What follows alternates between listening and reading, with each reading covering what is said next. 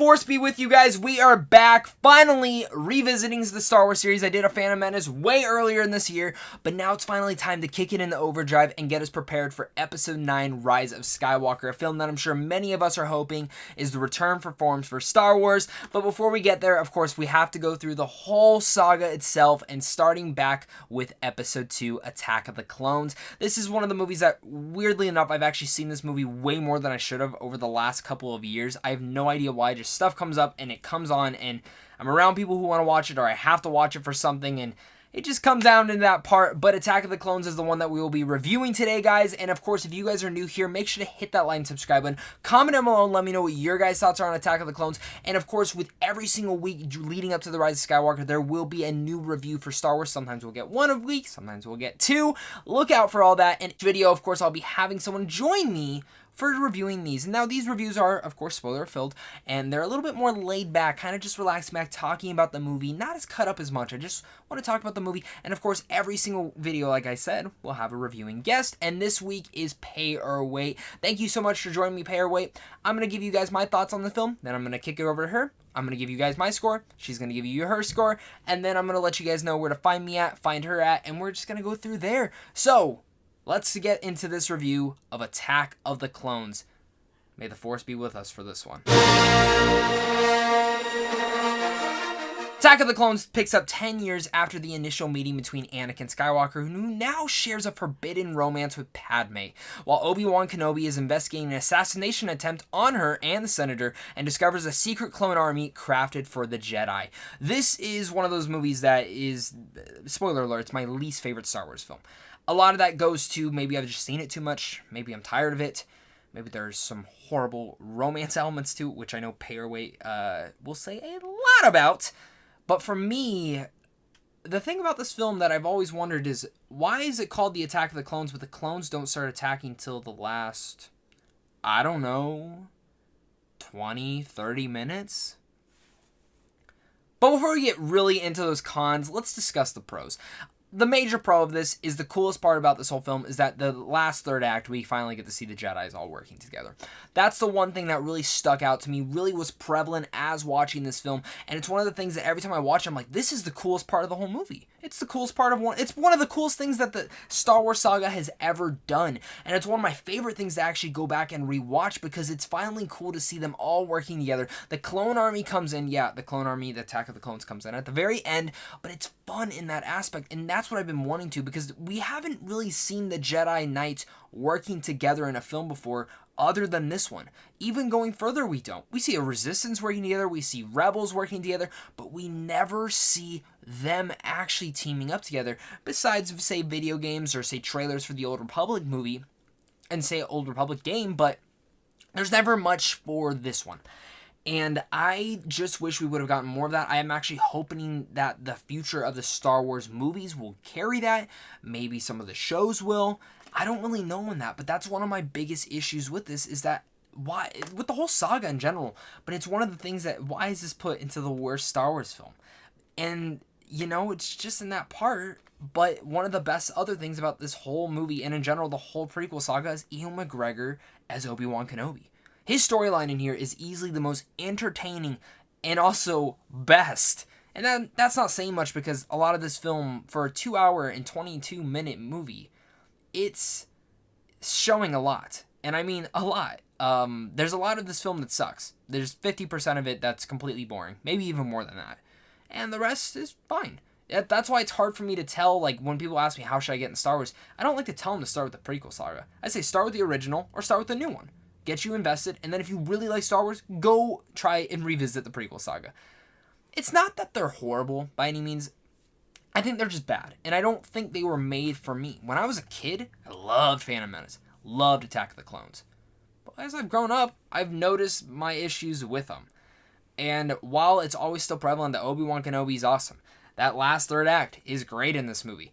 And I love the whole Jango Fett and Kenobi kind of Starfleet race through the meteor asteroids. Really like that whole sequence. And I also like the fight that they have on Kamino. Even though, yeah, the CGI blasting of fire is not the best. It's sequences like those that kept me entertained. And it's also the new mythology and world building that they bring into this film of why I like this film, why I enjoy it partly, and why I think it's at least in that part watchable. And reasons that it might not be watchable, though, comes down to the relationship with Padme and Anakin. Now, I do know Payerway is going to very much get into that. I think it's a little bit weird. I've always thought that's weird that he was like, 8 or younger in the first one. Now, 10 years later, and they're together, and they're having a forbidden love, and she's way older than... I don't know. It's just a little bit weird for me in that fact. I don't know what it is. I wish in Phantom Menace he was just a bit older, maybe around her age range, and then he grew up, and it was kind of all in that same factor. I think it still would have worked. And I actually don't even blame Hayden Christensen. I don't blame Natalie Portman for anything that I'm about to say about the relationship. They have zero chemistry. And I think that comes straight down to a direction and writing effort. I think I love George Lucas. I love what he brought us to the world, and that the fact that he gave us Star Wars, but it's very bad. Like, the dialogue is very eye-rolling and cringy at times. The direction is just not there. You can definitely feel that, especially how every single moment in this film is almost all green screen, which it's not the best. And it doesn't hold up. Like, you can totally tell him one of the scenes that is so, like, mind-boggling bad, and one of the scenes that is anything with either the Jedi Council or even when he's talking to the Senator, Palpatine. Well, not Palpatine yet, but it's sequences like that where you're just like, this is so bad. Like, I could do better green screen in my room. In fact, Payerway has a better green screen in her reviews than anything else inside this movie. And I think that's sad to see that it's just not holding up. And again, I'm a 22-year adult bitching about Star Wars, talking about that. And it's not like, again, I'm like saying this is the worst film in the world, but if you think it is, that's fine. That's your agenda. That's fine. I just think it's fine. And I just wish this was a better Star Wars film because of every concept that it's bringing out, albeit. And really the easiest thing that falls this film and falters it is the romance and how much time they spend with it. Now, I understand you need to build it up and stuff, but when there's zero chemistry, I can't imagine someone watching this being like, oh, that's fantastic. I don't believe in their relationship at all. And maybe I'm being a little bit harsh on that. Maybe other people do, and I'm happy that you do. I remember even as a kid, I thought it was boring. I thought this Moments was boring. Them going on little dates and it's not focusing on the Obi-Wan Kenobi stuff, it's just lacking. And it's also weird and kind of gets under your skin a little bit. The thing, though, that is the good part about this is when they do go back to Tatooine. It's easily the best segment of the whole entire film in this whole story structure. I'm not saying it's the best part of the whole film because Yoda versus Dooku is pretty damn cool, and I wish we would have gotten, again, more of Count Dooku because he's so damn cool. That's why I always recommend, like, go and check out, like, any of the Clone Wars cartoons, whether it's the 2D or the 3D animated. They are awesome and totally worth your time and really explore the Star Wars lore just a little bit more. The thing with this movie, though, is, yeah, it has cool action sequences by the third act, but when he finally goes to Tatooine, finds his mom dead, has this anger burst, and really opens up himself, it's easily the best acting Hayden Christensen gives in this movie. I think this is where probably the best material was written for the movie. And yeah, it's cool to see him kill some things, but still, it's lacking. And it's just not as interesting of what Obi-Wan Kenobi is doing. I just find this film lacking of every depth that I wanted it to go into. Yeah, some of the mythology is cool, some of the action is cool, and of course the score is freaking brilliant. I will always jam out to a John Williams score, especially when it comes to Star Wars. I just wish this film was better. And I think a lot of Star Wars fans think the same. I really think a lot of Star Wars films think the same. It does feel like a Star Wars film, though. That's for sure. It feels like one, and I'm glad to be versed into the world. I'm glad we have this film at least, even though I wish, again, it was better. But before I give you guys my score, I'm going to pass it over to Payerway. She's going to give you guys her thoughts. She's going to dive in a little bit deeper on some of those things, and then I'll be back to give you guys my score.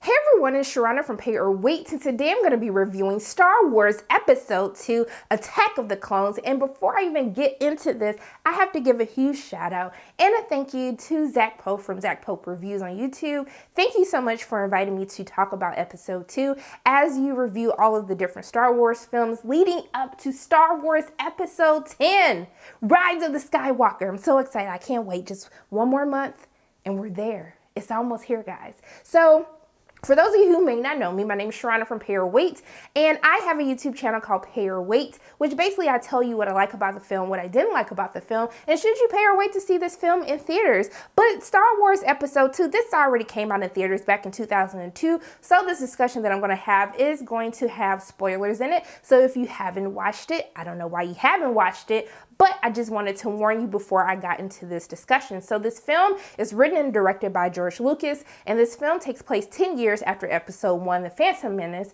And so essentially, young Anakin, he's an adult. I believe the timeline, he should be 19 in this film. Because I think he was 9 turning 10 in Episode 1. So he is 19 years old. And so essentially right now, we're trying to have peace in the galaxy right now, but a group of separatists, which is led by Count Dooku, who is a former Jedi, they are trying to threaten that peace. And so Senator Amidala, who was Queen Amidala in the Episode 1, she is going to basically go place a vote in the Senate. But there is an assassination attempt on her life, and so the Jedi Council enlists Obi-Wan and Anakin to basically watch over her and also try to figure out who is behind these attacks. And so really this film is kind of like two films in one, because one side of this film, the part that I really enjoy about Episode 2, is really centers around Obi-Wan trying to figure out who is responsible for this assassination attempt, as he really goes on this journey, this mystery, just uncovering all of these secrets that no one knew about. And then also too, we focus on this romance, which is one of my least favorite parts of this film, between the forbidden love between Anakin and Padme, because the Jedis, well, we didn't know until Episode 2, but they can't have no boo things. They can't be in love. They can't procreate. They can't do none of that. Okay. They supposed to be celibate. They supposed to just be focused on being a Jedi. That is their job. We didn't know that this existed before until this movie. But you know what? I'm just going to roll with it, because I think they needed to say this to really sell this whole forbidden romance between the two, which is still creepy, which I will talk about in the negatives. But we're going to start positive about what I did enjoy about Episode 2. And the most enjoyable person in this entire prequel trilogy is Ewan McGregor as Obi-Wan, and I'm so excited that he's finally getting a series on the Disney Plus streaming service. I can't wait to watch it, but he was one of the main reasons why I enjoyed Episode 2 for the most part. And so as he's really trying to uncover who's behind these assassinations attempt, we see that someone tries to kill the senator with worms. I don't understand why that's how they decided to do this, but it is what it is.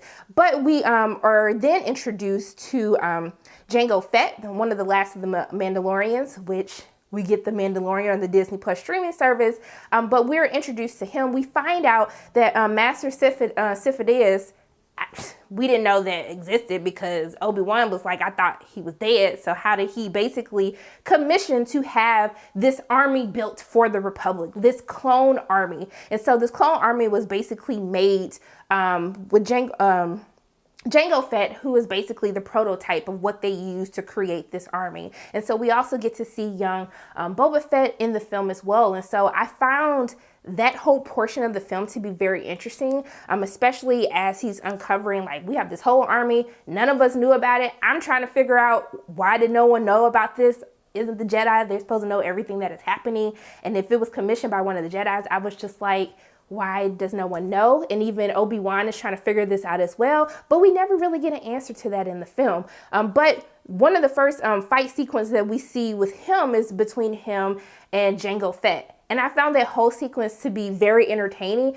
I was just like, okay, it looked like he was about to die a couple times because he kept getting blown up. But I was just like, I'm here for this entire sequence. And then also too, just that mystery element behind it is like, oh my goodness, well, who is behind this? How did you guys have a whole army and we didn't know about it? But I would have to say that without Ewan McGregor, this movie would not be as interesting. And another aspect that I did love about this film will have to be the Jedi Council. Now, we know in other films, we really don't get to see that much of them actually doing things. They're normally just sitting around. Yoda's normally giving all this wisdom or trying to teach people things, but it's just I want to see the Jedi in action, okay? This is when you have more Jedi. We know that there's a threat because they are not able to protect the Republic as they would like to. And so I love that when we get to this final battle in the arena and we get to see all of the Jedi come in and kind of save Anakin, Padme, and Obi-Wan, I thought that was so cool. Just the whole fight sequence as everyone, it looks like they're surrounded, that there's no help. It's about to be just horrible for everyone. And then they come in, Yoda, he had the army. He was just like, look, I got my backup. What's good now? I really enjoyed that whole fighting sequence. We actually get to see the Jedi doing something. Finally, now I understand why you were entrusted to protect the Republic. I was like, yes, this is what we've been waiting for. And I felt like that scene really did pay off. Now, also, too, I also always have to bring up John Williams and the score for all of the Star Wars films. I think he just does a fantastic job.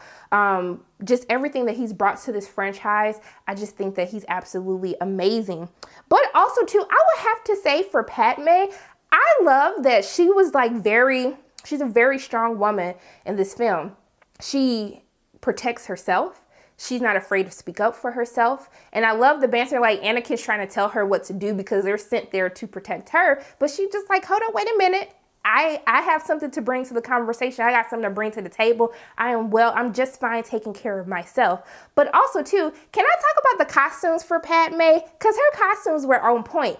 I didn't understand why she needed to change that many times throughout the course of this film. And then the outfit started to get a little bit revealing, but I was just like, hey, Padme girl, I feel like, is there like a Vogue in the Star Wars universe? Because I feel like she would be all over it. I really did enjoy the costume design for her character, particularly. I love every single costume that they put her in. But also too, I'm trying to think, outside of that, I really feel like that might be it. But also too, I'm sorry, the fight with Yoda. Now I remember being in the theater watching this and I was like, oh snap. Like Yoda is about to he about to get them. He about to get Dooku. Like he about to really give it to him. But I was really confused at first because I was like, Yoda, you've been walking around with this cane all these movies, and then all of a sudden, you just fine. He dropped his cane. He said, look, I'm sick of just giving everybody wisdom in these movies. I'm going to go ahead. I'm going to show you guys why I am the greatest, okay? Why I'm one of the greats. Let me show you why I am Master Yoda. And so then him and Count Dooku, they first tried to do a little force fight, and then that wasn't working. Then Dooku was like, this will not be won by the force. We have to use the power of the lightsaber. And I was just like, but Yoda, didn't you say before that you shouldn't be trying to use the lightsaber? But I just said, okay, again, this film was actually just one of them things ignore anything else that you've heard in the previous Star Wars films. You just have to go with it because you would drive yourself crazy trying to figure out why everything is so contradicting. And that's really when we get into the concept with the writing. But I know a lot of people had issues with the fight with Yoda and Dooku, but I actually enjoyed it. He was doing somersaults. I said, Yoda, how you doing all these somersaults and fighting and stuff, but you was walking around with this cane? I'm going to keep coming back to this cane because I just didn't understand why does he need it when my man could do backflips and be twisting in the air? Were you a gymnast in another galaxy, another life? I don't know. But for me, the fight with Yoda, it gave me all my life. I was just like, yes, Yoda. I felt that. I enjoyed that. It was a little cuckoo, but I still enjoyed it. But I think that's pretty much all that I really did enjoy about this film for the most part. There's a lot of issues with episode 2 that I couldn't ignore. I ignored it the first time because I was just so enamored. I'm like, it's a Star Wars movie. This is great. This is so amazing. But watching it again, older now, the CGI, I was like, did y'all make this entire film on a green screen? Because just the effects, I know that this was made in 2002, but I was just like, we couldn't have did just a little bit better with the effects, just a tad bit better. I felt like you can tell that a lot of this was special effects, was CGI, and it just looked weird at times. Especially when they get to the arena fight, I see Master Windu played by Samuel L. Jackson. I was like, this is clearly a green screen right now. I can so tell this. I was just like, y'all could have did better. Y'all had money to put some good effects into this. But most importantly, I can't talk about episode 2 and what I didn't like about this film without talking about the creepy relationship between Padme and Anakin. Y'all, that was so creepy to watch. I was just like, when I was younger, did I not pick up on all this creepiness? So Anakin, the whole time he was like, ever since I saw Padme Every day I have thought about her. I love that girl. She my rib. And I was just like, Anakin, you was like a little boy when you met her. Like, I could understand the obsession that Anakin would have, but for Padme to all of a sudden fall in love with him, I just felt like it was irresponsible. And before you guys say anything, I know there's only technically a 5-year age difference between Anakin and Padme. She met him when he was 9, okay? And so she was 14. And I think in this film, she's supposed to be 24 and he's 19. But it still just felt so creepy because you knew him when he was a little boy. And then going into the whole costume design, I was like, I loved her outfits. But I was just like, so if you were supposed to like not be having this little boy fall in love with you, why do you have all these revealing outfits around him? It was like she was trying to seduce him because Natalie Portman, she was looking good in this film. I got to give my girl props. She was looking good. She was a snack. And I know I'm not supposed to say that, but I have to give her props. Like, she was very beautiful. I was like, she's just so beautiful. Not that I didn't think that before, but rewatching this, I was just like, wow, I can see why Anakin is in love with you. But he was so creepy how he was in love with her. He was like showing her these creepy looks like, sorry, milady. And I was just like, sir, that is like very creepy right now. I don't think that would like make me fall in love with you. That would just make me think that you're like a little weirdo and you're probably going to murder me like in the back somewhere.